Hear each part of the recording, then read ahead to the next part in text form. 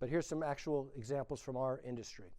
Okay, this first one, there's a backpack there, and the arrow's pointing at a bungee cord. You see it?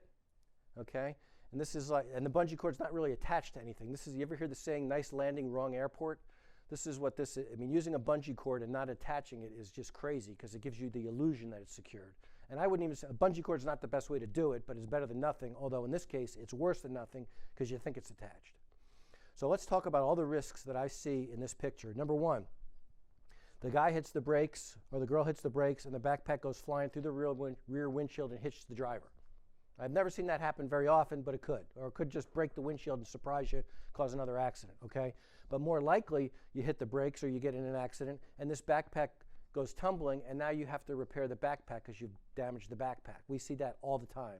We're repairing backpacks, we're repairing B&Gs, we're repairing all kinds of equipment because either that piece of equipment came loose or something else came loose and hit that backpack or that B&G, okay? For the weed guys, a B&G is that little silver can that pest control guys use, okay? But here's another risk I see here. You hit the brakes, and now that backpack hits that black and white, or the black and red and silver thing is a diaphragm pump. The weed guys might recognize that. So the backpack hits the diaphragm pump and cracks it.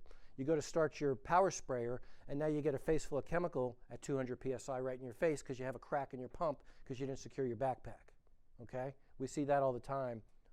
I'm exaggerating a little bit. We don't see it all the time. We see it more than we should because people don't secure their equipment. It damages another piece of equipment. Does that make sense? Okay, here's another example. Gas can. This gas can, there's a piece of wood in front of the gas can keeping it from sliding around the truck, and at 25 miles an hour with no accidents, that's probably fine. But what happens if this guy gets in an accident on the freeway?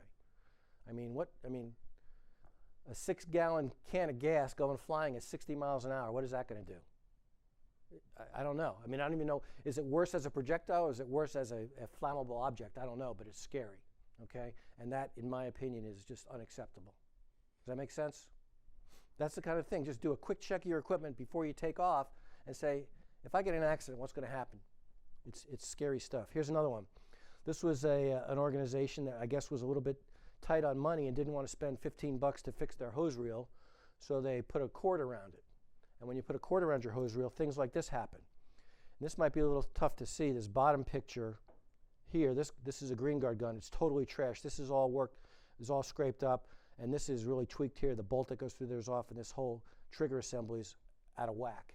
This gun is totally trashed because it got dragged behind the vehicle because they didn't lock the hose reel. This one is a little more fun.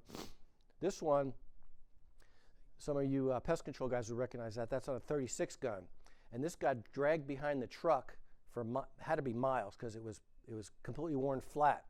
Now the interesting thing was, you know, the tech was not a very good tech because he didn't lock his hose reel, but he was a very good driver because it was a perfect wear pattern. I mean, it's just absolutely perfect. This guy was just straight down the freeway, perfect driver. But think about that. If this is your hose and your gun dragging behind your truck, what if this had bounced up and hit someone's windshield? I mean, you're going to be on the news. You're going to get sued. You're probably going to get fired.